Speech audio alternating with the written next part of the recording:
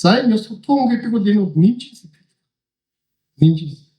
Ийм нэмжин сэтгэлтэй хүн бол хизээдч бусдын агнасанд санаатай.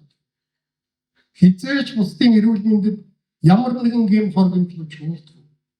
Хизээч бусдыг айлган сүлдэлдэг. Хүчрхийлдэг. Бусдын нэр төр халдаж дормжлон таадгүй танхаа аван тавилдгүйч. Ийм учраас ерөөсөө гэмтгээс өвчлөн сэтгэл асуудал одоо хүмүүний ёс суртахууны яг урдын ажил төвчээр нь одоо бий болох асуудал. Ёс суртахуун бол бас ис шунах сэтгэл. Ийм ёс суртахуунтай ис шунах сэтгэлтэй хүн бол ерөөсөө огшмолддгүй. Бусдын өмчөнд халддаггүй. Шунхаа сэтгэлээр албан тушаалхаа байдлыг оруулан ашигладаггүй. Ахуул хизээж чаддаг. Бас ёс суртахуун бол итгэл даа.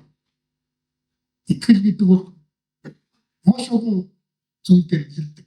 Ийм итгэл даадаг хүн хизээч бусдыг салхимддаггүй, бусдыг болгаргадаггүй, бусдыг хүлхэддэггүй. Ийм бусдад хоригдох үчигтэй. Бас ёс суртахуун гэдэг бол өөрийгөө хариуцлаа үнэ ухамсарладаг альва болзошгүй аюулаас үргэж сэрэмжиж явах нэр юм аа.